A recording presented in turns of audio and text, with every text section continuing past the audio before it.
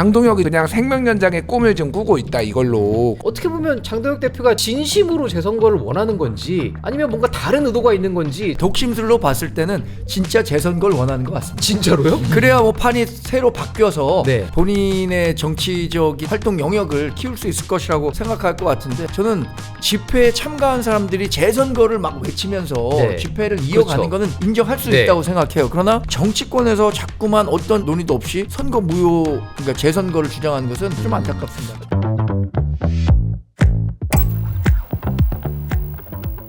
광화문 비대위 저희가 준비한 첫 번째 의제 바로 열어보겠습니다. 장동혁 국민의힘 대표가 마이크를 잡고 있습니다. 재선거로 버티기. 어제 기자회견을 열었죠. 투표용지 부족 사태, 재선거를 실시하자고 촉구했습니다. 장 대표 뭐라고 했는지 직접 한번 들어보시죠. 국민들은 재선거를 원하고 있는데 어물쩍 국정조사로 넘어가려 하거나 여당이 추천한 특검으로 대충 뭉개고 가려 한다거나 선관위 직원 몇 명 교체하는 것으로 끝내려 한다면 지금 들불처럼 타오르고 있는 국민들의 이 분노를 절대 잠재울 수 없다고 생각합니다. 장동혁 대표가 이재명 대통령한테까지 회담을 하자고 요청을 했는데, 이게 지금 저는 좀 이해가 안 가는 게, 근데 이긴 곳들이 좀 있잖아요. 서울시장 선거도 이겼는데 이 왜 재선거를 하자고 다시 요청을 하는 건가요? 김 의원님이 보셨을 때 이유가 뭔가요? 국민의힘 일부에서 장동혁 네. 대표뿐만 아니라 그런 주장하시는 분들이 있어요. 나경원 의원도 이거는 뭐 당락의 유무가 중요한 게 아니다라고 하면서 이제 재선거 주장을 해서 조금 혼란스럽긴 합니다. 그렇죠. 그러니까 뭐 국민의힘 내부에서도 저거에 대해서 비판하시는 분들이 많고, 네. 근데 이제 중요한 거는 그런 것 같아요. 지금 당 대표는 어쨌든 당 대표가 얘기하는 거는 일반적으로 과거에는 이게 당론으로 결정이 됐잖아요. 그렇죠. 근데 지금 국민의힘에서는 아예 저거는 선을 긋고 있어요. 저 주장에 대해서는, 전면적인 재선거에 대해서는 지금 또 원내대표까지 지금 교체기라서 좀 되게 국민의힘이 어수선하기도 한데, 네. 기본적으로 저거는 아니다라는 거고, 그래서 국정조사로 어물쩍 넘어가려고 하면 안 된다라고. 근데 국정조사를 안 할 겁니까 그러면? 뭐 이제 대통령도 수사하라고 했으니까요. 아니, 그리고 국정조사는 여야가 지금 다 사실상 합의, 그렇죠. 뭐 이제 만나서 이제 얘기만 하면 되는 거예요. 네. 국정조사는 국정조사대로 하고, 그리고 재선거는 필요하면은 재선거를 하는데, 가장 핵심적인 거는 재선거를 하려면은 우리가 만나가지고 재선거를 합시다라는 게 아니라 법원에 소송을 내야 돼요. 낙선자나 그 네. 정당이나 아니면은 내가 이거 이번에 투표를 못 해가지고 만약에 문제가 유권자든. 있다, 유권자든 이런 네. 피해를 받은 사람이 선거 끝나고 30일 이내에 소송을 걸면은, 당선 무효 소송을 내면은 그때 이제 대법원에서 단심제로 판단하는 거거든요. 이건요. 그러니까 이거는 불법이에요 지금. 네. 장동혁이 주장하는 거는. 그래서 저거는 그냥 생명연장의 꿈을 지금 꾸고 있다 이걸로. 그렇게밖에 볼 수가 없어요. 정 의원님이 보셨을 때는 네. 어떻게 보면 장동혁 대표가 진심으로 재선거를 원하는 건지 아니면 뭔가 다른 의도가 있는 건지, 정 의원님이 판단하셨을 때는 어떤 쪽에 가깝다고 보세요? 근데 뭐 그 사람의 마음속에 제가 들어가 보지 않았으니까 독심술로. 알 수는 없겠지만, 독심술로 봤을 때는 진짜 재선거를 원하는 것 같습니다. 진짜로요? 그래야 뭐 판이 새로 바뀌어서 네. 본인의 정치적인 어떤 그 활동 영역을 키울 수 있을 것이라고 생각할 것 같은데, 앞서 김준일 의원 말씀하셨지만 세 가지 이유로 재선거가 가능하다 그래요. 네. 첫 번째는 선거 소청. 이게 잘못된 선거니까 선관위에 이번 선거 잘못됐다, 그러니까 다시 해야 된다. 이게 네. 인용이 되면 네네. 선거가 다시 치러지는데, 근데 선관위가 회의를 그때 긴급 회의를 해갖고 네. 재선거할 만큼의 사안이 아니다. 그렇죠. 그래서 결론을 다 해야 냈죠. 된다. 결론 냈어요. 그러니까 이거 선거 소청 결과는 보나 마나예요. 네. 두 번째는 그럼 선거 무효 소송입니다. 선거 무효 소송은 이제 단심제로 진행이 되는데, 이것도 뭐 이제 당락이 결정된 후보자, 그렇죠. 그리고 선거를 제대로 하지 못해서 유권자. 참정권을 침해받은 유권자, 이 사람들이 내야 돼요. 그러면 선거 무효 소송을 빨리 내야 돼요. 근데 선거에 당락이 결정된 오세훈 시장과 정원호 후보는 인정해버렸어요. 정작 둘 내가 다. 당선됐고 내가 떨어졌다. 네. 이러니까 지금 정원호 후보가 갑자기 내가 그때 얘기한 거는 잘못된 그러니까요. 것이고 나 이게 선거 무효 소송 낼 거야, 이럴 가능성은 없어요. 그럼 오세훈 시장이 이 선거 무효 소송 내겠습니까? 안 그럴 되죠. 가능성도 이겼는데. 없죠. 네. 그러면 해당 지역에서 선거에 나왔던 뭐 시의원, 시의원, 비례대표 구의원 이런 의원, 사람들 네, 또는 기초. 해당 지역에서 투표를 행사하지 못했던 사람들 이 사람들이 내야 돼요. 그렇죠. 그러니까 이 법적인 문제에서 해결돼야 되는 거거든요. 네. 맨 마지막은 사퇴. 그러니까 아. 이 오세훈 시장이 사퇴하면 다시 재선거 되는데 이 가능성도 없는 거죠. 거의 뭐 영으로 수렴하겠네요. 그럼 두 번째 선거 무효 소송이 빨리 진행돼야 되는데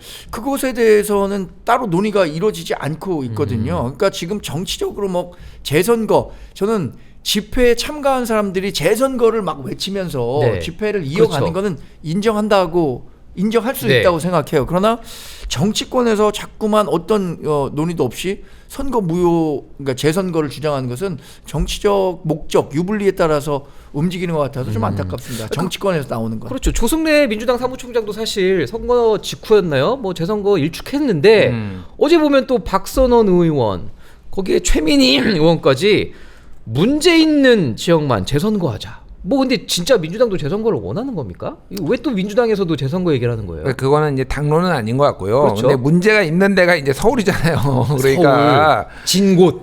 이게 지금 정확하게는 선관위에서 발표한 거는 전체의 50곳에서 전국의 50곳에서 부족 사태가 예, 있었죠. 부족 사태가 있었어요. 그러니까 그리고 그래서- 22곳에서 지연이 됐고. 예.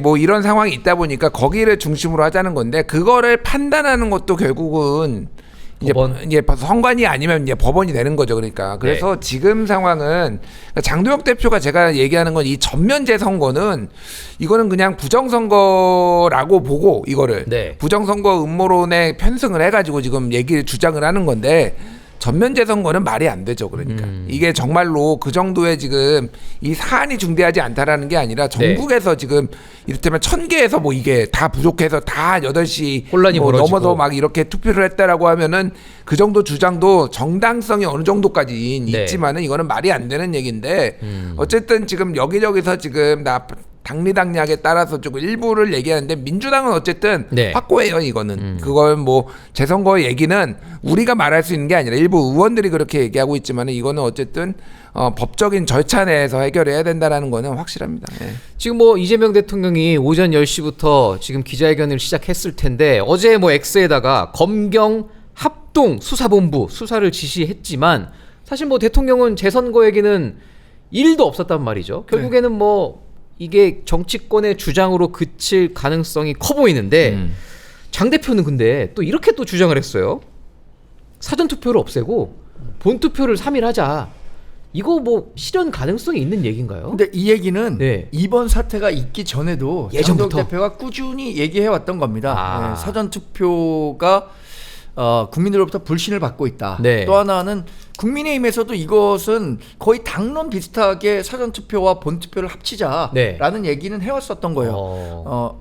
왜냐하면 이게 공식 선거 운동 기간이 13일밖에 안 되는데 그렇죠. 그 선거 운동의 중간 즈음에 사전 투표가 진행됩니다. 네. 그럼 그 이후에 발생하는 정치적 상황 변화를 전혀 사전 투표가 반영하지 못한다. 그런데 사전 투표가 거의 전체 투표율의 지금 50%에 육박하는 수준까지 그렇죠. 일부 투표는 네. 그렇게 되니까 아예 공식 선거 운동 기간을 더 늘리든가 사전 투표를 본 투표에 붙이든가 이런 식으로 제도 개선이 필요하다고 했는데 이건 사실 정치권에서 논의가 좀 필요하다고 생각해요. 근데 민주당이 지나치게 사전 투표는 본인에게 유리한데 네. 이런 식으로 대응할 문제는 아니라고 생각합니다. 적어도 그렇다면 선거 운동 기간을 좀 더 늘려서 네. 사전 투표보다 훨씬 더 많은 선거 운동이 가능하도록 해야 된다고 생각하고요.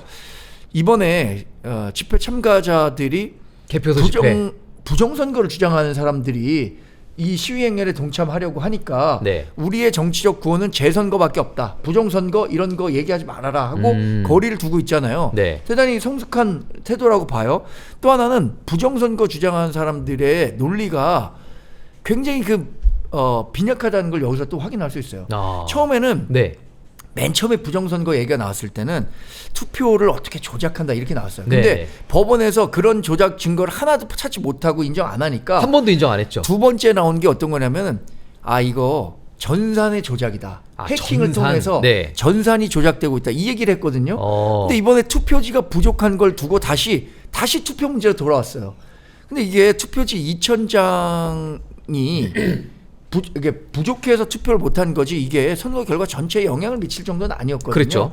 그러니까 이런 문제들에 대해서 부정선거 주장하는 사람들은 특별히 이 사안이 부정선거를 뒷받침하는 근거가 된다라고 주장할 수는 없는 거죠. 자, 우리 시청자 비대위원들도 지금 뭐 난리가 나셨는데 장도혁 대표 왜 사퇴 안 하냐? 장도혁 대표 사퇴하라. 막 이런 분들도 좀 많아요. 근데 결국엔 지금 사실 제가 선거 끝나고 충청도에 있는 한 광역단체장이랑 통화를 하다가 딱 그분이 첫 마디가 장 대표가 온 곳은 다 졌다 이렇게 또 말씀을 하시더라고요. 근데 장 대표 결국 지금 저희가 예견한 대로 김 의원께서 예견하신 대로 사퇴할 생각 없어 보이는 게 맞죠? 네, 뭐 희망의 불씨를 봤다, 뭐 이렇게 얘기를 희망의 했죠. 불씨. 예, 그 얘기를 했기 때문에 이미 간다라고 보면 되고. 장 대표 지금 아까 국민의힘이 어수선했잖아요. 그러니까 그렇죠. 이게 네. 그래서 워낙 전망이 안 좋았다가 그나마 이제 15대 1 얘기가 나오다가 12대 4가 되니까 이거에 대해서 해석 투쟁이 제가 예전에부터 얘기했죠. 이거 해석 투쟁 반드시 네. 벌어질 거라고. 그렇죠. 뭐 그런 상황이에요. 그래서 이제 원내대표 선거가 좀 중요해진 것 같아요. 그러니까 이게 지금 송원석 대표도 사의를 표명한 상황이고 이러다 보니까 네. 이게 뭐 누가 뭐 얘기하고 그런 문제는 아닌 것 같고 원내대표 선거에서 좀 가닥이 잡히고 의원들도 지금은 요 선관위 지금 투표 부족 용지 사태 때문에 대놓고 또 얘기하지는 못하고 있고 뭐 이런 것 같고 아까 네. 전에 정강재 위원님이 말씀하신 거 제가 조금만 이제 반론은 아니고 뭐 보론을 하자면은 네, 네. 장도혁 대표는 사흘을 본투표로 하자고 하잖아요. 하루 이틀 사흘. 예, 그러니까 뭐 여러 가지 방안이 있을 수 있어요. 저는 사전 투표 제도도 완벽하지 않다라고 보기 때문에 네. 이제 문제가 있을 수 있는데 사전 투표를 왜 하느냐? 사실은 미리 하는 것도 있지만은 내가 지금 거주하는 지역하고 네. 투표소하고 내가 멀기 때문에 그렇죠. 미리 해가지고 다른 지역에서 해가지고 이게 표심이 반영되는 거예요. 네. 그래서 이거를 완전히 없앤다고 뭐 본투표를 늘린다고 해서 그 취지가 그러면 살아나는 건 아니라고 봅니다. 게다가 만약에 사흘을 다 본투표를 사흘을 쉬게 된다. 투표 안 하고 다 놀러 가요. 그러겠네요. 화수목 만약에 쉰다고 봐요. 여행 가죠. 그러면 금요일 해가지고 막 이거 열흘짜리 여행 갈 수도 있어요. 그러니까 월하고 금 휴가 내가지고 그러면 이게 황금 연휴로. 만약에 화수목을 만약에 투표일을 한다라고 보면은 네. 투표 안 하면은 페널티 내게 됩니다. 외국처럼.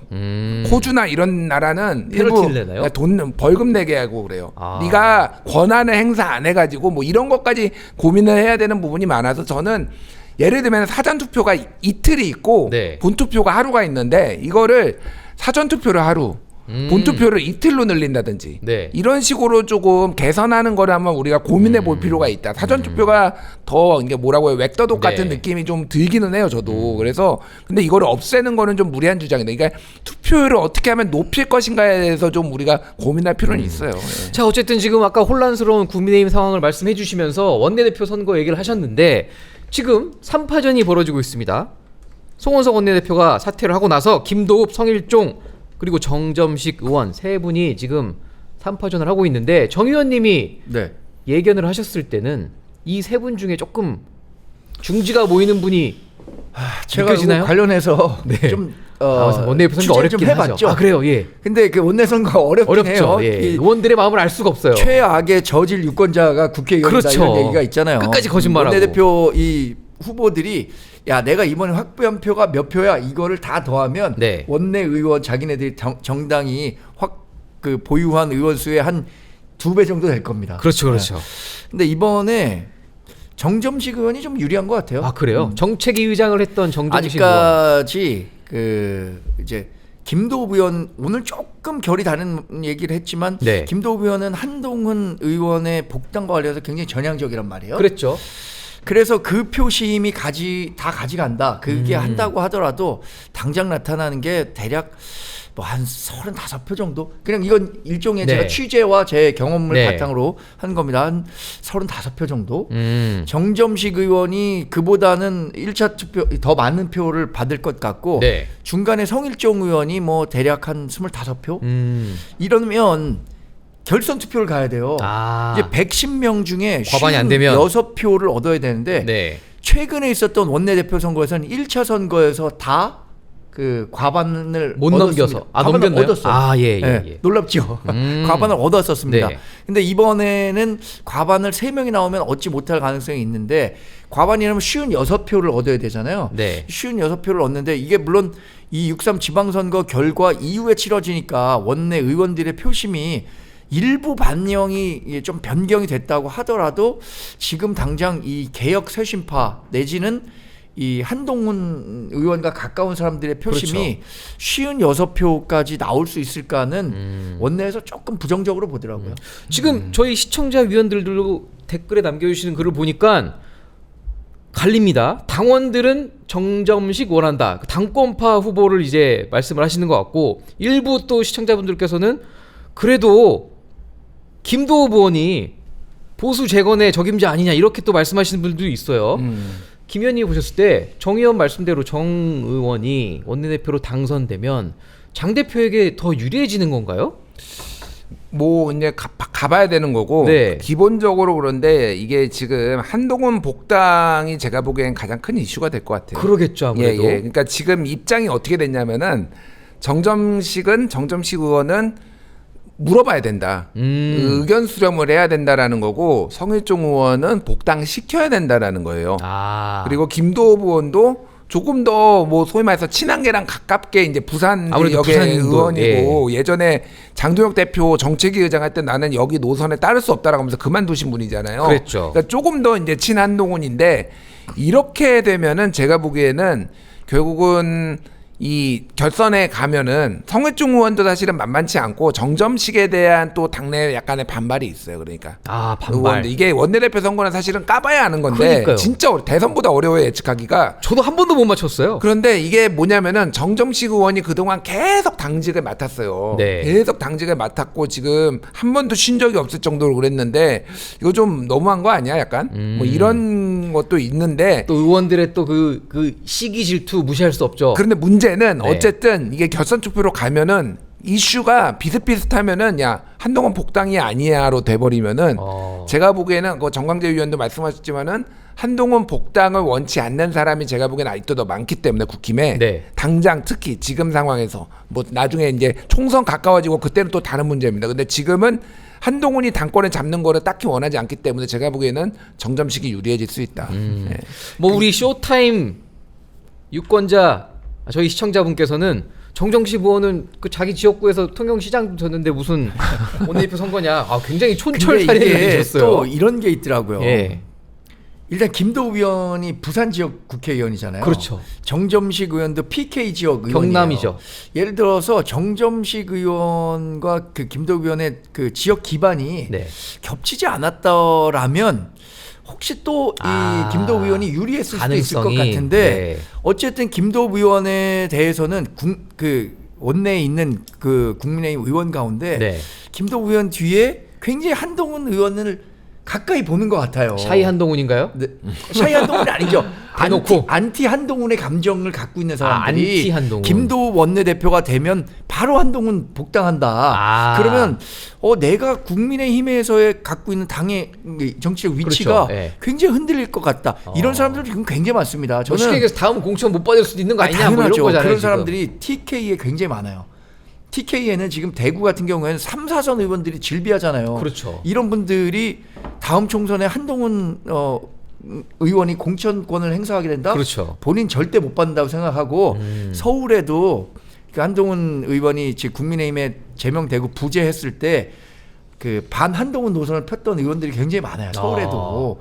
이런 분들 같은 경우에는 절대 못 싫어하겠네요. 찍는 거죠. 저는 그 감정이 여하튼 양가적 이번 감정이 지금. 선거까지는 작동할 것 같아요. 자, 지금 뭐 장도혁 대표가 거치 문제를 물어보면 요즘 이렇게 얘기를 하고 다니는데요. 잠실에 한번 가보시라. 잠실에 무슨 일이 벌어지고 있느냐. 시민들이 지금 저렇게 태극기를 들고 나와서 나흘째 하루 이틀 사흘 나흘째 지금 개표소가 설치됐던 곳을 둘러싸면서 재선거를 외치는 집회를 이어가고 있습니다. 아까 저희가 방송 시작하기 전에도 그리고 시작한 뒤에도 조금씩 얘기를 해봤지만 결국엔 이 시민들이 재선거를 요구를 하는데 재선거를 하기 전에 일단 국가를 상대로 혹시 그러면 민사소송도 가능한가요? 뭐 나 이거 투표 제대로 못했는데 배상해달라. 민사소송이요? 네, 민사로. 예전에 그런 판례가 있긴 있다고 하더라고요. 생각 못 해봤는데. 참정권을 침해받았다 이러면서. 뭐 가능할 수도 있죠. 가능할 수도 있는데 그게 민사는 돈으로 받는 거기 때문에 그렇죠. 그거는 아마 이 투표 여부하고 재선거 여부하고는 좀 직접적인 관계가 관련이 없겠죠. 없고 그거는 뭐 별도로 저는 진행해 봤으면 좋겠어요. 그 한번 이거 민사소송 한 7, 8년 걸릴 것 같은데요. 그러면 결론이 나기까지. 민사소송은 그렇잖아요. 예. 그래서 생각보다 민사 소송을 내서 위자료를 지급받은 사례들이 꽤 있습니다. 예, 예. 꽤 있어서 어쨌든 이런 민사 소송도 가능한데 중요한 건 어쨌든 누군가가 좀 소송을 내야지. 그렇죠. 뭐 선거를 할지 말지 재선거를 할지 말지 결론이 날 텐데 아직까지는 그런 움직임 없는 거잖아요. 그러니까 그렇죠? 이 집회에 대해서 좀 말씀을 드리면은 저는 네. 가보진 않았지만 이 집회 가신 분들 그리고 뭐 제가 이제 뭐 다른 방송국이나 이렇게 보면은 뭐 PD 분들 이런 분들의 친구분들이 막 다 나가고 그런데요. 2030 젊은 층인가요? 예. 저도 뭐 20대 또 있고 네. 뭐 30대 뭐 40대도 있고 뭐 이렇단 어. 말이에요. 그래서 전체적으로 보면은 보수가 좀 더 많지만은 뭐 이념 성향이 그렇게 중요한 문제는 아니다 여기는. 네. 그러니까 참정권이 침해된 것에 대한 분노가 굉장히 많고 그래서 이게 그 기득권에 대한 저항인 것 같아요. 그러니까 이게 약간 이를테면은 이 사태를 초래한 네. 선관이든 정당이든 뭐 대통령 행정부든 뭐 이런 거에 대해서 기득권들이 우리의 권리를 제대로 보장하지 않은 것에 대한 저항 같은 그런 느낌이 강하더라고요. 그래서 뭐 저는 당연히 참정권을 주장하시는 분들 존중하는데 이게 여기서 얘기하는 게 우리는 시위대가 아니다 이런 표현도 있더라고요. 그러니까 뭐냐면은 시위꾼이 아니다. 시위대를 굉장히 부정적으로 보는 거예요. 그러니까 그래서 언론에서 시위대라고 표현을 하면은 막 네. 이렇게 댓글 막 달리고 근데 시위대는 그냥 시위하는 대여를 하는 중립적인 표현이에요. 맞아요. 그렇죠. 근데 네. 이거를 마치 우리를 무슨 정치꾼으로 보냐? 정치꾼으로 보냐? 우리는 개인이다라는 거예요. 근데 이제 개인들이 나와서 했을 때 가장 큰 문제점이 네. 이 항의가 시위가 어디로 튈지 몰라요. 그러니까. 그러니까 얘기했듯이 장단점이 있는데 네. 이게 한 목소리가 있으면은 방향이 있고 노선 재선거를 어떻게 치러야 될지도 이럴때면은 가이드라인이 있어야 되는 거 아니에요. 이 주장을 어떻게 해야 돼. 근데 이거는 중구난방이면은 이게 이제 어떻게 끝날지 잘 모르겠다. 자, 이 개표소 시위가 사실 이제 오늘 평일이기 때문에 오늘과 내일 그리고 뭐 수요일까지 어떻게 펼쳐질지 그것도 초미의 관심사인데 지금 이재명 대통령은 기자회견을 하고 있죠. 그런데 리얼미터가 에너지경제신문 의뢰로 1일부터 5일까지 그러니까 선거 끝난 이후에 이 선관위 투표용지 부족 사태까지 다 반영된 거예요. 네. 지지도를 조사해봤더니 55.2% 3.9% 포인트가 떨어졌습니다. 여기에 더 놀라운 지금 제 눈을 의심할 만한 조사가 하나 있는데 민주당과 국민의힘이 정당 지지도가 무려 41.8대 41.1로 오차범위 안으로 급격하게 붙었어요. 이거 어떻게 해석해야 되는 숫자인가요? 장동혁 포에버. 이거 장 대표 지금 신났을 것 같은데? 그 이번에 네. 2,000표가 그 추가로 개표되기 전에 네. 서울시 비례대표 의원이 15명 중에 8석, 7석을 가져갔잖아요. 그랬죠. 민주당 8석. 네, 민주당 한석 많았죠. 7석. 근데 2,000표가 추가로 개봉되니까 이제 7석, 8석을 바뀌었잖아요. 네. 거기에서 서울시의 정당 비례대표 득표율 차이가 1%포인트가 안 됐을 겁니다. 그게 진짜 그러니까 신기하더라고요. 지금 여론조사에 나타난 것도 거의 그 정도 수준인데 일단 대통령 국정 지지율 하락한 것은 이번 선거를 치른 과정에서 뭐 이런 그 네. 논란을 비롯해서 여러 요인이 있었다고 봐요. 뭐 최근 주식시장도 좀 흔들리고 그랬죠. 환율도 오르고. 근데 이 리얼미터 조사가 무선 ARS잖아요. 전반적으로 과거에 보수 정치 성향을 국민의힘 지지자들은 이 여론조사에 적극적으로 응하지 않았던 것 같아요. 그냥 끊어버리고. 물론 전화 면접보다는 ARS에 적극적으로 응하지만 그렇죠. 지금은 선거가 끝나고 일정 정도 국민의힘 지지자들이 내 목소리 내야겠다. 네. 특히 이 재선거 이슈 부각되기 시작하면서 적극적으로 여론조사에 응하니까 전반적인 국정 지지율 하락하고 국민의힘 지지율은 큰 폭으로 상승했던 거 아닌가 이렇게 저는 분석해 볼 수 있을 것 같습니다.